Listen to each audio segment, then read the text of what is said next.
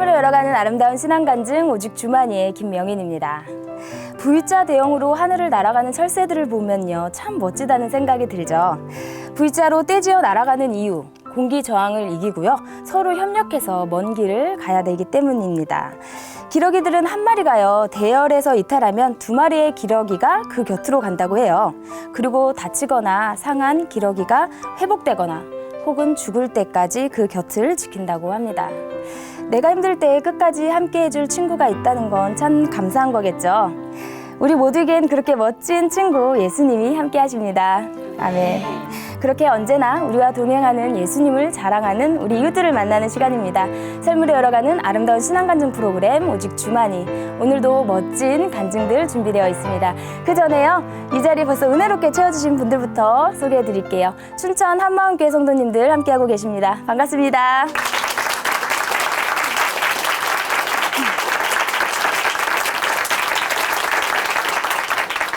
네, 오늘 첫 번째 출연자 만나보겠습니다. 이분은요, 3남매 중 막내 아들로 태어났습니다. 어릴 적 어머니가 암으로 돌아가시고요. 따뜻한 교회 공동체의 품을 사모하게 되었는데요. 그렇다고 신실한 믿음의 사람은 아니었다고 해요. 세상의 즐거움과 적당히 타협하면서 교회 공동체의 사랑도 원했는데요. 그렇게 뜨겁지도 차갑지도 않은 그 믿음을 가졌던 이분이요, 믿음에 대해서 올인하게 된 계기가 있었다고 합니다. 어떤 일이 있었는지 그 이야기 함께 들어보겠습니다. 춘천 한마음교회 김병렬 형제님, 큰 박수로 모실게요.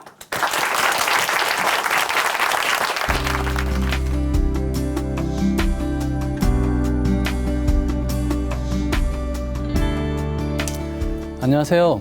춘천 한마음교회 김병렬입니다. 자신의 소속이나 성향이 뚜렷하지 않은 사람을 회색분자라고 하죠. 저는 하나님과 세상 사이에서 마음을 정하지 못하고 회색분자의 삶을 살다가 부활하신 예수님을 만나 선명한 삶의 목표를 가진 사명자가 된 이야기를 나누고자 합니다. 제가 어릴 적 저희 집은 정말 행복했습니다.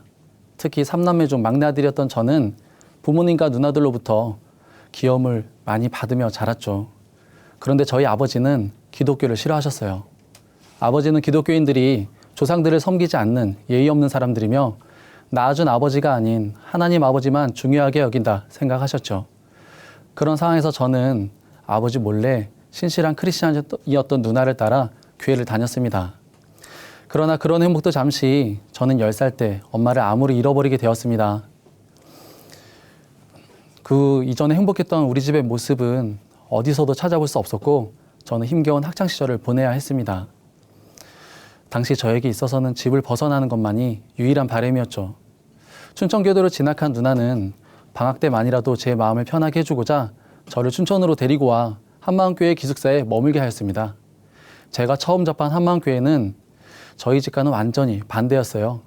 대학생 형들과 누나들이 저에게 친동생 이상으로 따뜻한 관심과 호의를 베풀어 줬고, 저는 엄마가 돌아가신 후 한 번도 느껴보지 못했던 가정의 포근함을 느낄 수 있었습니다.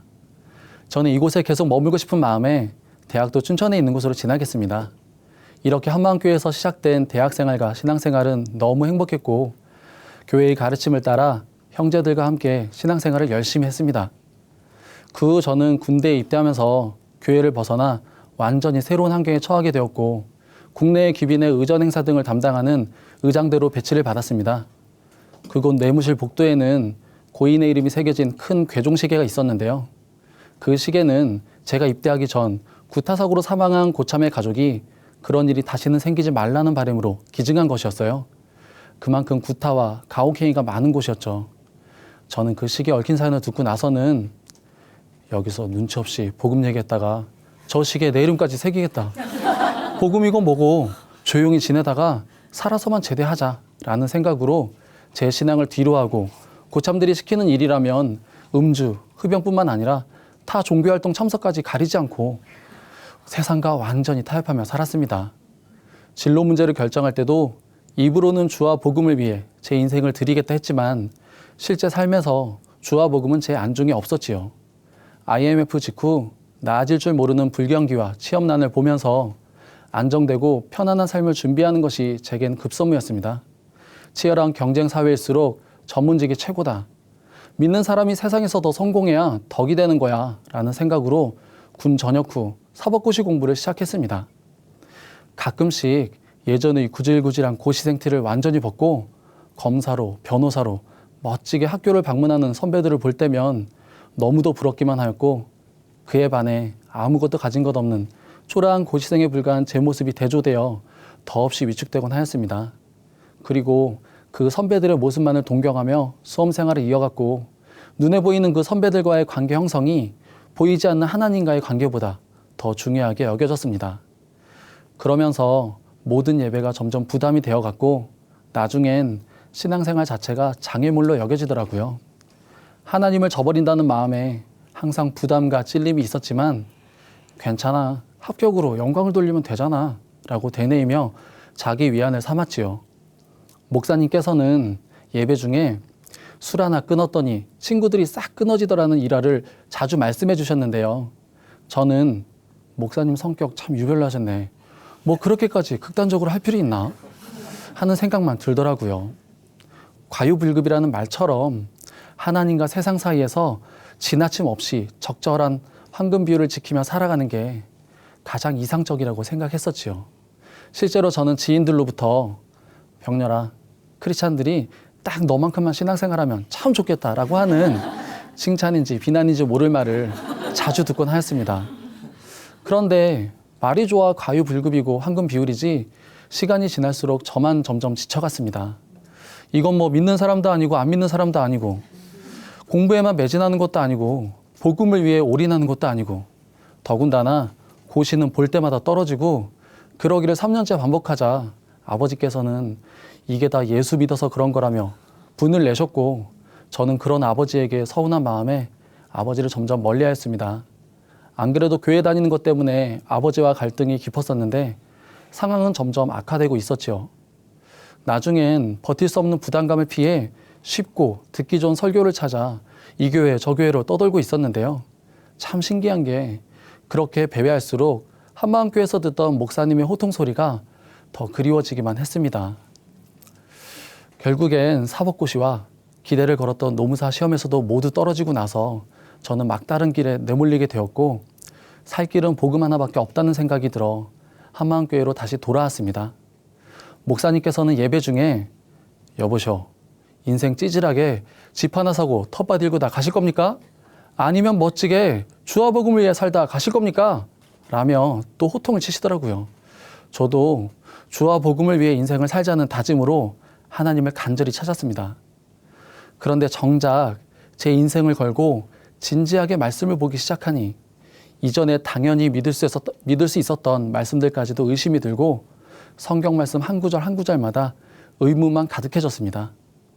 요한복음에서 예수님이 간음한 여인을 끌고 온 사람들에게 죄 없는 자가 먼저 돌로 치라고 말씀하시기 전에 손가락으로 땅에 뭔가를 썼다고 하는데 도대체 예수님이 땅에 뭘 쓴 거지? 하는 의문이 들고, 창세기에서 해와 달과 별들은 넷째 날 창조하셨다 써있고 또 하루하루는 해가 있어야 구분할 수 있는데, 아니 해가 없었던 첫째 날부터 셋째 날까지는 어떻게 구분을 한 거야? 하는 생각에 한참을 고민하기도 했습니다.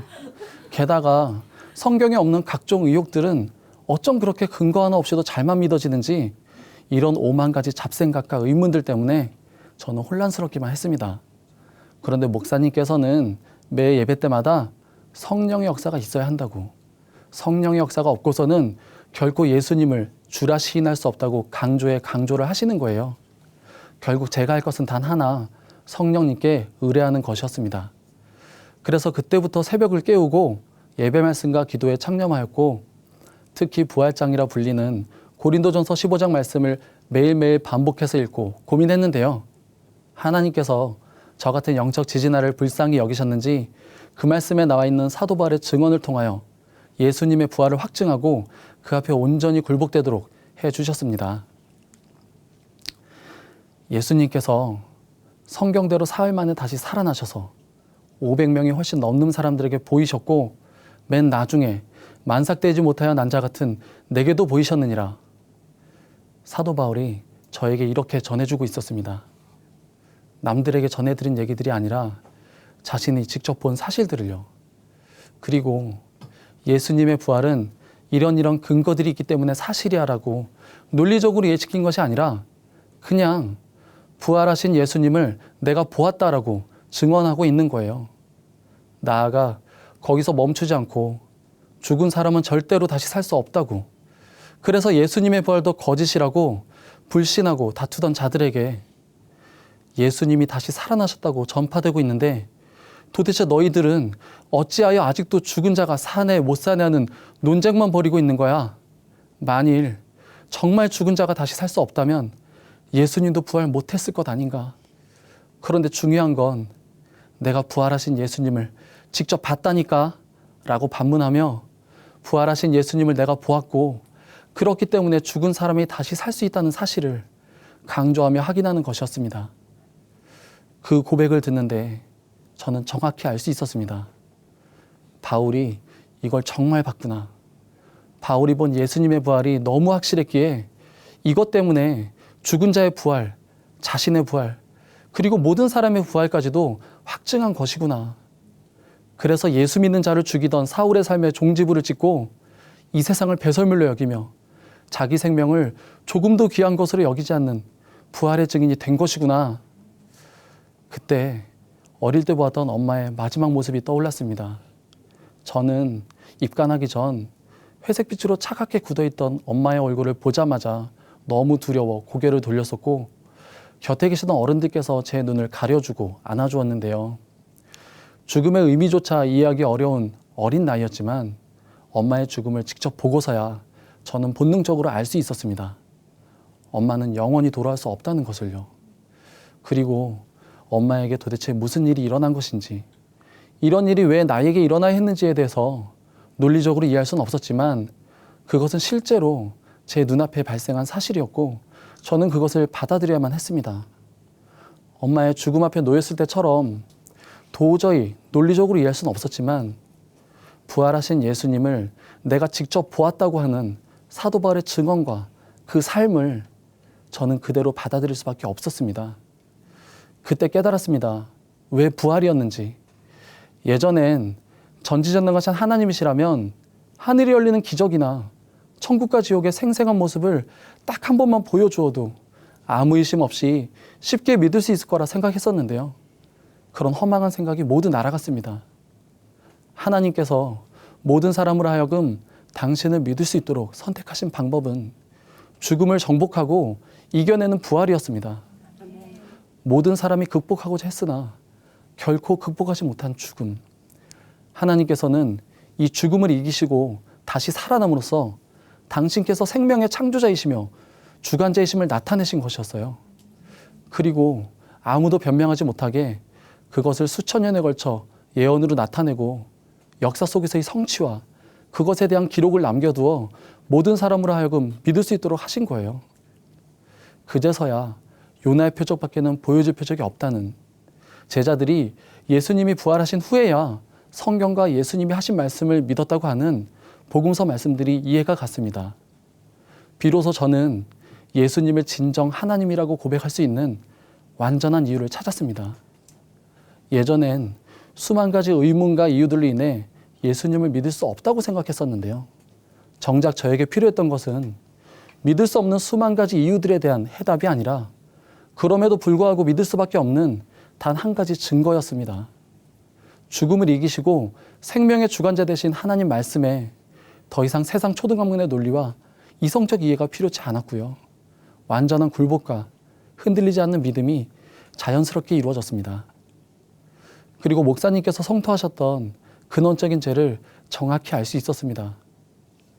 예수님이 하나님이신데, 나의 죄를 위해 처참한 십자가에 달리신 하나님이신데, 그 사실을 부활하셔서 믿을 수밖에 없는 증거로 이미 보여주셨는데 예수님을 안 믿고 내 마음대로 내가 주인 되어 살았던 그것이 바로 죄였구나. 그래서 성령님께서 예수 믿지 않는 죄를 책망하신다 하셨구나.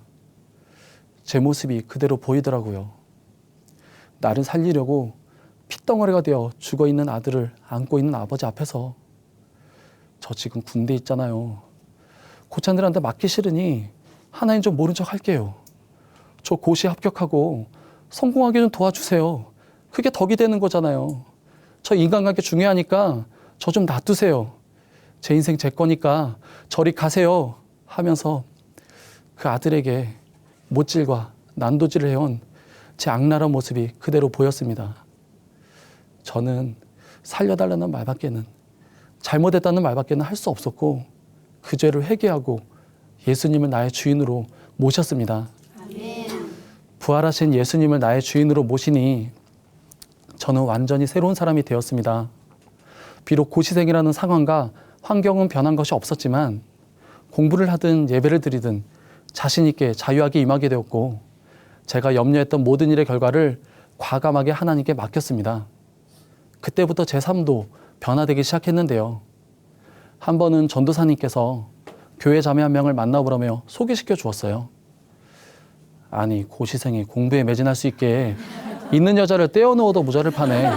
다른 사람도 아닌 전도사님께서 이성교제를 주선해 주시다니. 그 전도사님은 제가 대학생 때 같은 교회 기숙사에 살면서 저에게 항상 잠언 5, 6, 7장 말씀, 여자를 조심하라는 말씀을 읽으라 강조하시며 이성교제를 못하게 막았던 분이셨거든요. 그런데 공부해드린 시간이 이전보다 훨씬 모자랐음에도 불구하고 제가 우려했던 바와 달리 1년이 채 안 되어 준비했던 시험에도 합격하였고 곧바로 교회 공동체 축복 가운데 결혼까지 하여 주 안에서 행복한 가정을 이루게 되었습니다. 그리고 예전엔 아버지에게 받는 핍박이 저의 믿음으로 인하여 받는 의로운 것이라고 생각했었는데요. 하나님께서 아버지 마음을 헤아리지 못했던 제 모습을 보게 하셨습니다. 저는 즉시로 아버지에게 믿는 자의 본을 보이지 못하고 아버지를 공경하지 못했던 것에 대하여 용서를 구하였고 하나님께서는 아버지와의 관계도 완전히 회복되게 하셨습니다.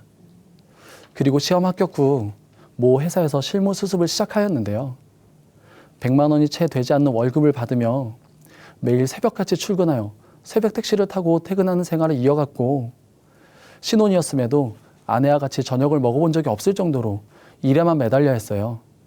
그렇게 힘겹게 첫 월급을 받으니 비록 작은 금액이었지만 너무 뿌듯했습니다. 당시 무일푼으로 결혼한 상태였고 병원에서 파트타임 간호사로 일하던 아내의 수입도 변변치 않았기에 경제적으로 어려운 상황이었지만 하나님께서 주신 첫 열매였기에 감사할 수 있었습니다. 그래서 아내와 마음을 같이하여 첫 월급 전액을 하나님께 드렸는데요. 그 6개월의 수습기간이 끝나던 시기에 저는 회사로부터 뜻밖의 얘기를 듣게 되었습니다. 회사에서는 그동안 수고 많았다며 이전에 수습 노무사에게는 지급한 적 없는 성과급을 지급하겠다 하였고 그 금액은 자그마치 당시 제 월급의 10배가 넘는 것이었습니다. 이 일로 저는 정함이 없는 재물의 주인은 오직 하나님이심을 다시 한번 고백하였습니다. 그 후 직장 생활이 순탄치만은 않았는데요. 저는 일의 특성상 세상의 부조리와 어두운 이면을 많이 경험하였고 너무도 많은 업무량에 지쳐 나중엔 직장 생활에 대한 회의감만 차오르게 되었습니다. 그러면서 선교는 언젠가 이루어야 할 머나먼 목표로 복음을 전하는 것은 늘 급한 일 다음에 해야 하는 후순위의 것으로만 여겼었는데요. 목사님께서 매 예배 때마다 지금 있는 곳이 선교지이며 그곳에서 복음을 전하지 못하면 어디서도 복음을 전하지 못합니다라고 강조하시는 말씀을 듣고서 제 직장을 선교지로 여기게 되었고 새 힘을 얻어 힘겹기만 했던 직장 생활도 넉넉히 감당할 수 있었습니다. 그리고 예전엔 복음을 전할 때 나도 확증하지 못한 하나님을 논리적으로 이해시키려 하니 참 곤욕스러웠고 상대방 기분 맞춰가며 구걸하듯이 복음을 전했는데요. 이제는 상황이 완전히 바뀌었습니다. 한 번은 같은 프로젝트에 투입된 동료 직원에게 나도 예전엔 하나님 믿지 않았지만 예수님이 하나님이시고 지금도 살아계시다는 확실한 증거를 보고 믿었다고 얘기했더니 그 직원은 오히려 호기심을 가지고 그 증거가 뭐냐고 되물어보더라고요. 그래서 저는 이건 너무 중요한 얘기라서 오늘은 안 돼요. 내일 알려줄게요. 라며 튕겼습니다. 그랬더니 그 직원은 다음날 여지없이 먼저 저를 찾아와 이렇게 얘기했습니다. 노무사님, 제가 교회 열심히 다니는 제 친구에게 어제 했던 얘기를 들려주며 그 증거가 뭔지 물어보았는데요. 그 친구는 자기도 잘 모르겠다며 답을 알게 되면 자기도 궁금하니까 꼭 좀 알려달라고 그러더라고요. 그래서 저는 기도하며 선물로 준비한 새 성경책을 전해주고 미리 형광펜으로 표시해 놓은 부활에 대한 말씀을 설명해주며 복음을 전했습니다. 이렇게 복음을 전하면서 느끼는 것이 사람들이 예수님의 부활에 대해서 전혀 모르고 있다는 것이었어요. 그럴수록 때를 얻든지 못 얻든지 복음을 전하라는 주님 말씀에 더욱 순종하게 됩니다.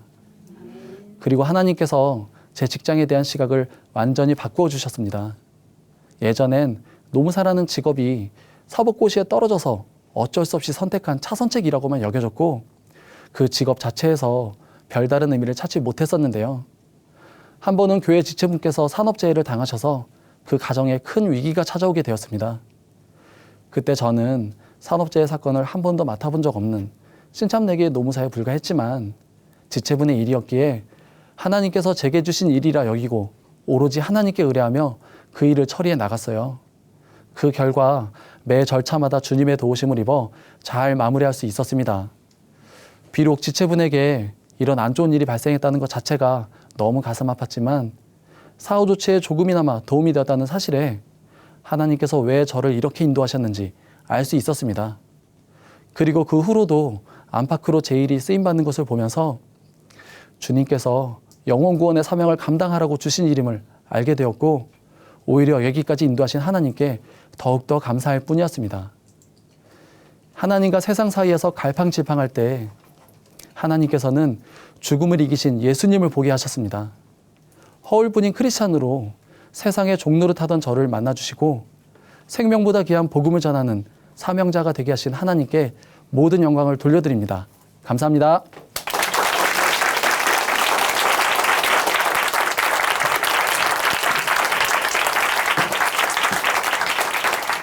네, 간증 감사합니다. 요한계시록 3장 15절에는요. 내가 내 행위를 아노니 내가 차지도 아니하고 뜨겁지도 아니하도다.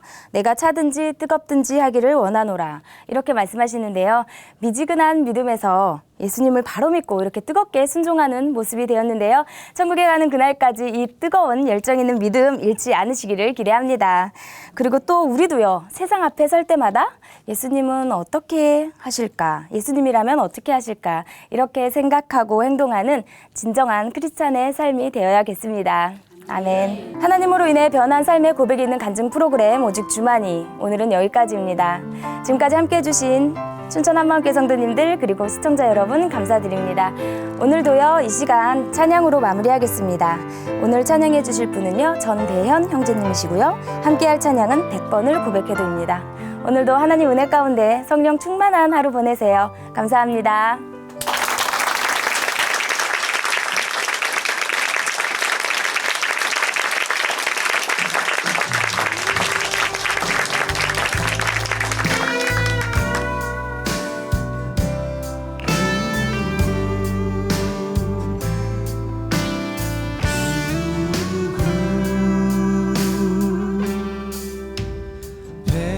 을 고백해도 다 하지 못할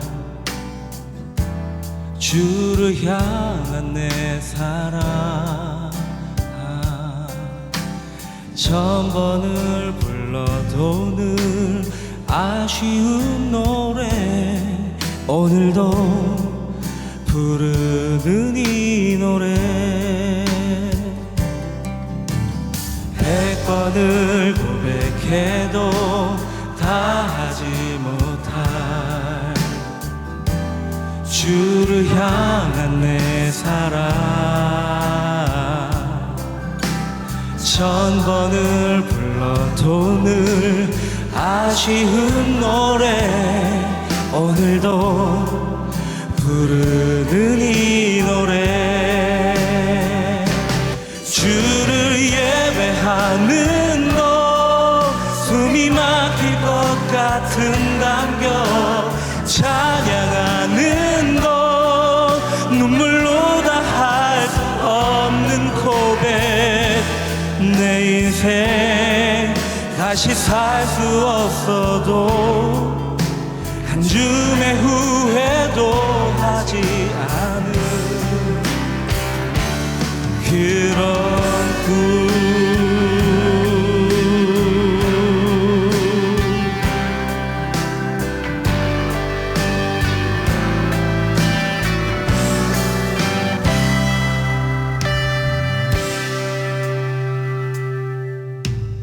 100번을 고백해도 다 다하지 못한 주를 향한 내 사랑